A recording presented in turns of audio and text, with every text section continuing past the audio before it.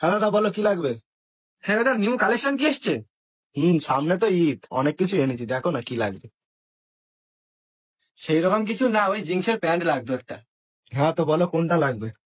ওই যে ব্ল্যাক প্যান্টটা দেখাও। এইটা এটা? হ্যাঁ হ্যাঁ হ্যাঁ।